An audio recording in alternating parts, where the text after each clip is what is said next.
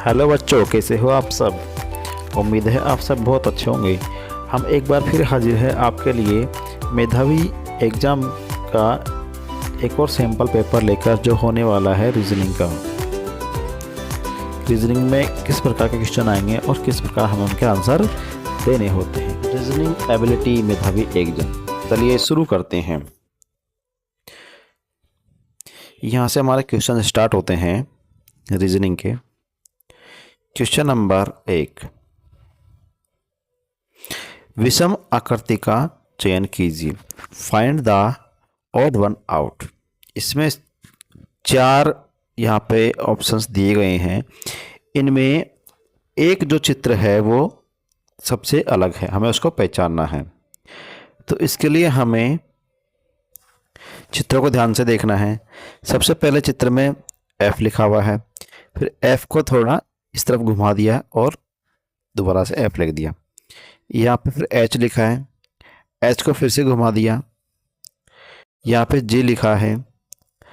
अब G को इस तरह से अगर घुमाते हैं तो G बनता है ऐसे, जबकि इसमें G को इधर ना घुमा करके इधर घुमाया है। इसी प्रकार R को फिर से इधर घुमा दिया है। जैसे देखिए F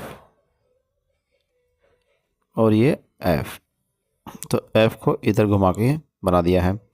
इसी प्रकार से H और H, उसी प्रकार से R और R। अब केवल इसमें G वो डिफरेंस है, क्योंकि G को इस तरह से लिखा गया है और फिर इसको इस तरह से लिखा गया था। यानी हम इसको इधर घुमा देते हैं या फिर इसको रिवर्स में उल्टा घुमा देते हैं, तो इस प्रकार से G बनेगा।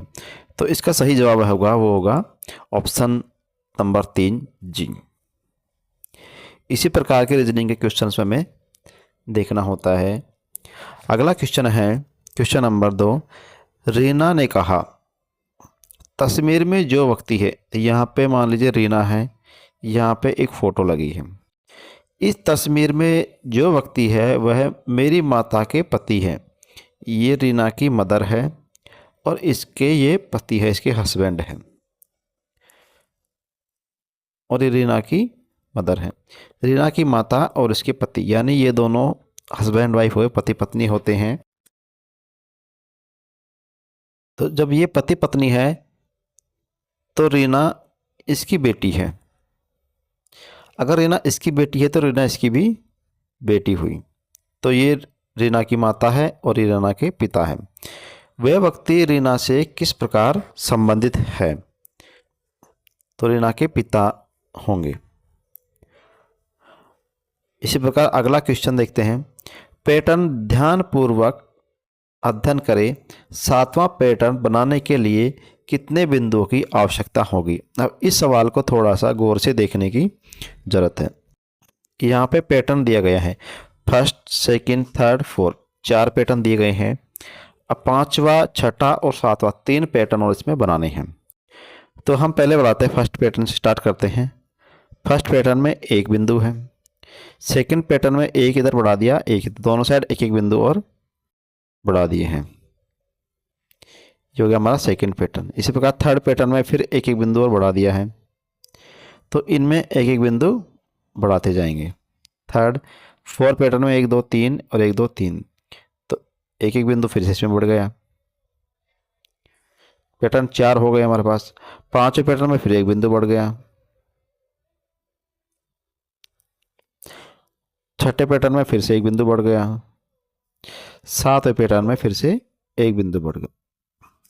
अब इसमें जिस नंबर का पैटर्न होगा तो इस वाले से उसमें 1 इधर और 1 इधर कम होगा। इस बिंदु को हटाने के बाद, जैसे हमारे 7 पैटर्न बनाए हमने, तो इस बिंदु को हटा देंगे तो 6 इधर बच जाएंगे और 6 इधर बच जाएंगे। इसको मिला के काउंट करते तो यहाँ पे 7 हो जाएंगे, और इसको मिला के इधर काउंट करेंगे इधर भी 7 बिंदु हो जाएंगे। जैसे देखिए फर्स्ट पैटर्न में 1 बिंदु है, सेकेंड में 1 इधर और 1 इधर, इसको मिला काउंट करते हैं तो 2 हो गए, इसको मिला काउंट करते हैं यहाँ पे 2 हो गए, और इसको हटा दे दोनों साइड 1-1। इसी प्रकार थर्ड पैटर्न में इसको अगर मिला के काउंट करते तो 3 होगा, और यहाँ पर इधर भी 3। अगर इसको हटा देते हैं तो दोनों साइड 2-2 बच जाते हैं। उसी प्रकार पैटर्न नंबर 4 में इसको मिला कर काउंट करते हैं तो 4 हो जाएंगे, दोनों साइड में 4-4, और अगर इसको हटा देते हैं तो दोनों साइड में 3-3। उसी प्रकार 5वें पैटर्न में अगर इसको हम हटा देते हैं तो 4 बचेंगे, इसको मिलाते हैं तो 5 हो जाएंगे। तो इसी प्रकार हमने पैटर्न नंबर 7 तक यहाँ पे बना लिया है। पैटर्न 1 2 3 4 5 6 7, इधर भी काउंट करते हैं 1 2 3 4 5 6 7, दोनों साइड हमारे 7-7 पैटर्न हो चुके हैं। अब इसमें लिखा है कि 7वें पैटर्न बनाने के लिए कितने बिंदुओं की आवश्यकता पड़ेगी, तो हम इनको जोड़ लेंगे। 1 2 3 4 5 6 7 8 9 10 11 12 13, तो यहाँ पे टोटल हमारे पास हो गए 13 बिंदु, 13 डॉट्स हो गए। 13 डॉट्स की हमें जरूरत होगी। अगला क्वेश्चन नंबर 4। एक मेज पर एक घड़ी क्षैतिज रूप में हॉरिजॉन्टली, क्षैतिज को बोलते हैं हॉरिजॉन्टली, इस प्रकार रखी जाती है कि दोपहर 3 बजे उसकी घंटे की सुई उत्तर दिशा की ओर संकेत करती है। घंटे की सुई किस समय पश्चिम दिशा की ओर संकेत करेगी। अब सबसे पहले हमें इसके लिए दिशाओं का ज्ञान होना जरूरी है। अब हम इसका रफ कार्य ऊपर वाले क्वेश्चन पे ही कर लेते हैं, यहाँ पे बना लेते हैं। अब मान लीजिए एक बेंच है, ये हमारी बेंच हो गई। अब इसमें एक घड़ी रखी गई है, जिसका पहले हमें इसके लिए दिशाएं बनानी पड़ेगी। तो हम इधर ईस्ट करते हैं, तो ईस्ट के सामने हो जाएगी हमारी वेस्ट। अब जब हम ईस्ट की तरफ मुंह करके खड़े होते हैं तो उसके अपोजिट में हमारी वेस्ट हो जाएगी, और यहाँ पे हमारी घड़ी है। अब ईस्ट की तरफ अगर मुंह करके हम खड़े होते हैं तो हमारा जो लेफ्ट हैंड होगा वो होगा हमारा नॉर्थ में, और राइट हैंड होगा हमारा साउथ में। इस चीज़ का हमें ध्यान रखना है कि जब हम ईस्ट की तरफ अगर मुंह करके खड़े होते हैं तो राइट हैंड साउथ में होगा और नॉर्थ हैंड नॉर्थ की तरफ होगा। तो north east west north and south, ये हमारी दिशाएं हो गई हैं। अब इसमें बताया गया है कि दोपहर के 3 बजे घड़ी की सुई उत्तर दिशा की ओर संकेत करती है। तो ये हमारी एक घड़ी है। अब दोपहर के 3 बजे घड़ी नॉर्थ में रहती है, ये हमारी घंटे वाली सुई है, और इधर बज गए 3। अब इधर 3 बज गए तो घड़ी इस प्रकार से चलती है।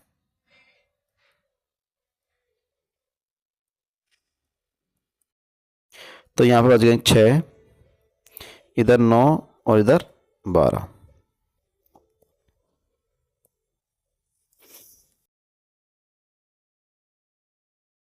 तो यहाँ पे बज गए 12। अब हमें बताया गया है कि नॉर्थ में 3 बजे हैं और घड़ी की सुई यहाँ पे संकेत कर रही है।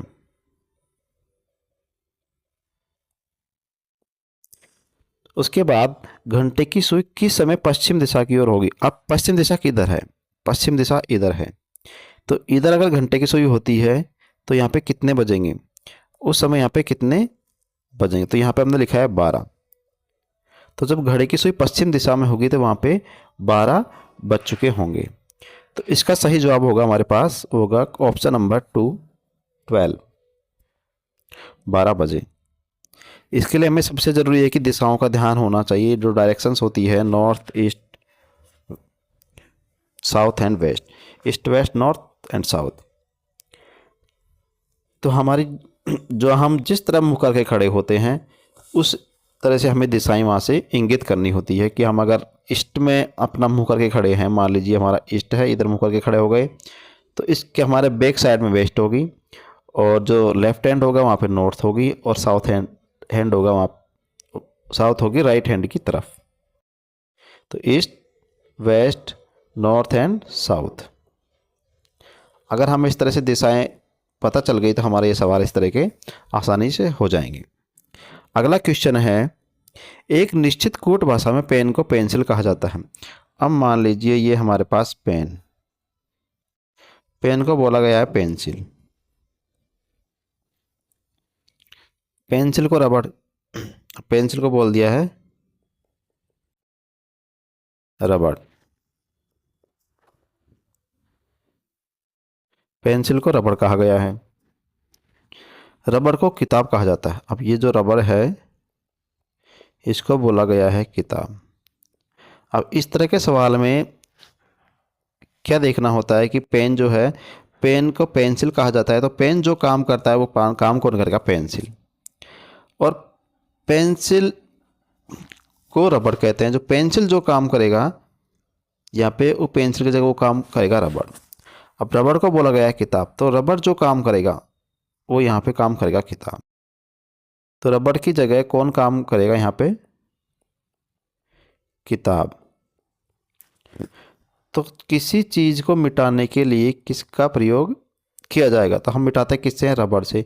तो रबड़ को बोला गया है किताब, तो इसका सही जवाब होगा किताब। अगला क्वेश्चन है, विकल्पों में से उस आकृति का चयन कीजिए जो दी गई आकृति मैट्रिक्स को पूरा करेगी। अब यहाँ पे ये चित्र दिया गया है और इसमें से ये वाला आकृति हमें पता करनी है, और यहाँ पे नीचे इसके ऑप्शंस दिए गए हैं। अब सबसे पहले हम एक एक आकृति का सीक्वेंस देखेंगे। पहले इसमें 1 2 3 4 5 लाइनें हैं, दूसरी में 4 है, तीसरी में 3 है। अब इसके अंदर 5 लाइन वाले में कोड है ई, 4 में डी, 3 में सी, तो ये कोड भी देखना ज़रूरी है। अगले वाले में इसमें लिखी 6 लाइनें हैं, इसमें 5 और इसमें 4। अब ये देखिए 5 लाइनों का कोड जो ई है, यहाँ पे ई है, यहाँ पे 4 में डी है, तो यहाँ पे 4 में डी है। इसी प्रकार इसमें देखते हैं 1 2 3 4 5 6 7, यहाँ पे 7 लाइनें हैं। 7 लाइनों में कोड आ रहा है जी, और 6 लाइनों में कोड था हमारे यहाँ पे एफ़, तो इधर भी 6 लाइनें हैं, यहाँ पे एफ़ इसका कोड है। तो यहाँ पे कितनी लाइन हो गई? देखो 5 4 3, एक एक लाइन कम होती गई है, 6 5 4, तो 7 6 5, यहाँ पे 5 लाइनों वाला आंसर आएगा। अब 5 लाइनों वाला आंसर जो था हमारा इस प्रकार था, इस प्रकार का 5 लाइन। अब उसका कोड भी देखना जरूरी है, कोड है इसमें 5 लाइनों में ई। अब ये वाला चित्र हमें ऑप्शंस में ढूंढना है। तो पहला ही ऑप्शन है ई और 5 लाइनें हैं, तो इसका आंसर होगा ऑप्शन नंबर 1। इसी प्रकार देखो इसमें एक यहाँ पे भी दिया गया है इसमें, लेकिन इसमें कोड जो है एफ़ है, तो एफ़ हमें लेना नहीं है, हमें लेना है सिर्फ जिसमें कोड ई हो। यहाँ पे 3 लाइनों वाला ई है, लेकिन 3 लाइनों का हमें चाहिए, हमें चाहिए 5 लाइनों वाला। तो इसका सही जवाब होगा वो होगा ऑप्शन नंबर 1। अगला सवाल है सवाल नंबर 7, दी गई वर्णमाला क्रम में आगे क्या आएगा? अब यहाँ पे अल्फ़ाबेट्स के कुछ लेटर्स दिए गए हैं, ई आई एम और क्यू। अब मैंने यहाँ पे इतनी लाइन जगह क्यों छोड़ी है? तो इसके लिए हमें देखना है कि ई और आई के बीच में कितने लेटर्स आते हैं, आई और एम के बीच में कितने आते हैं, क्या ये सीक्वेंस बराबर है या अलग अलग, तो हमें यहाँ पे पहले देखना है। तो ई के बाद आता है एफ जी और एच, तो यहाँ पे 3 का डिफरेंस है। ई के बाद एफ जी एच और फिर आ गया हमारा आई। अब आई के बाद देखते हैं जे के एल और आ गया एम, तो यहाँ पे भी 3 का डिफरेंस है, मतलब यहाँ तक सीक्वेंस हमारा सही है। उसके बाद एम, एम के बाद एन ओ पी, यहाँ पर भी 3 का डिफरेंस है, और उसके बाद फिर क्यू आ जाता है। क्यू के बाद फिर हमें 3 का डिफरेंस लेना है। क्यू के बाद आएगा आर एस टी, तो ये हमारा डिफरेंस हो गया। और इसका जो नेक्स्ट अक्षर होगा, जो नेक्स्ट लेटर होगा, क्यू के बाद क्यू आर एस टी और नेक्स्ट होगा हमारा यू, तो इसका सही जवाब होगा यू। अब यू कौन से वाले ऑप्शन में? ये ऑप्शन नंबर 3 में है यू। तो इसमें सीक्वेंस दिया गया है कि ई के बाद फिर 3 लेटर गायब है और फिर आई लिख दिया, आई के बाद फिर 3 लेटर गायब है, एम लिख दिया, एम के बाद 3 लेटर फिर गायब है, क्यू लिख दिया। तो क्यू के बाद फिर से हम 3 लेटर यहाँ पे गायब कर देंगे, आर एस टी, और उसका जो नेक्स्ट होगा वही हमारा आंसर यहाँ पे होगा।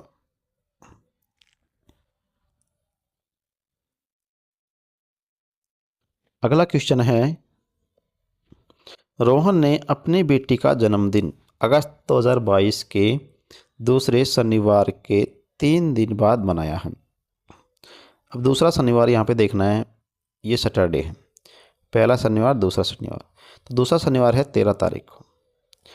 अब इसमें लिखा है कि दूसरे शनिवार के 3 दिन बाद, शनिवार के 3 दिन बाद, यानी 3 दिन और शनिवार से 3 दिन और लेते हैं हम, 1 दिन 2 दिन 3 दिन, तो 3 दिन होता है हमारा 16 तारीख को। अब 16 को डेज कौन सा होगा, ट्यूसडे यानी मंगलवार। तो इसमें बताएगा 3 दिन बाद अगर 3 दिन के बाद आता है तो 16 को होता है, और 16 को होता है हमारा मंगलवार। तो हम इसमें देख सकते हैं कि 3 दिन के बाद चौथा दिन, मैं 3 दिन छोड़ दिया, उसके अगला दिन अगर बर्थडे मनाया है तो वो होगा हमारा बुधवार। अगर बुधवार हमारे ऑप्शन में है तो ये इसका हम आंसर दे देंगे। अगला सवाल है, मोनू रोहित से अधिक लंबा है।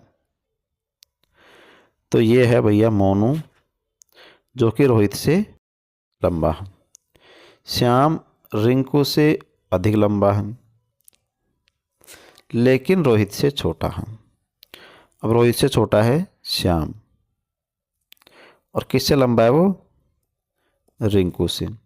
सबसे अधिक लंबा कौन है। अब देखो, मोनू रोहित से तो लंबा है, और इसमें लिखा नहीं किसी से छोटा, ऐसा कुछ लिखा नहीं है। श्याम रिंकू से अधिक लंबा है लेकिन रोहित से छोटा है। अब ये रोहित से छोटा है श्याम, लेकिन ये बड़ा है रिंकू से। तो इस तरह से सीक्वेंस हमारा बन जाता है। तो सबसे लंबा कौन होगा, तो सबसे लंबा होगा यहाँ पे M फॉर मोनू। अगला क्वेश्चन है, इस प्रश्न में 2 आकृति सेट है। दूसरे सेट में एक प्रश्नवाचक चिन्ह है। पहली 2 आकृतियों के बीच एक संबंध है। तो ये वाला और ये वाला चित्र में एक संबंध है, उसी प्रकार इस वाले और इस वाले चित्र में भी एक संबंध होगा। यहाँ पे प्रश्नवाचक चिन्ह थी, इसमें कौन सी आकृति आएगी। तीसरी और चौथी आकृति भी समान संबंध होना चाहिए। इन उत्तर आकृतियों में से एक का चयन कीजिए। अब यहाँ पे जो ऑप्शंस दिए गए हैं, इनमें से हमें एक चूज करना है। अब देखो, पहली आकृति हमारी जो बनी थी वो इस प्रकार से बनी हुई है।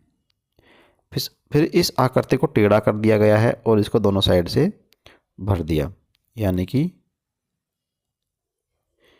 इस तरह से। अब उसी प्रकार हमें यह आकृति देखनी है। आकृति से हमें यहाँ पे गोलाई है और यहाँ पे इसको ट्रायंगल शेप में कर दिया गया है।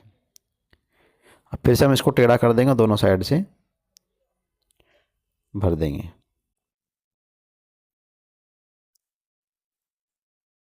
अब हमें ये वाली आकृति ऑप्शन में चाहिए। अब इस तरह की आकृति, ये खाली है, ये भी खाली है, तो हो ही नहीं सकती।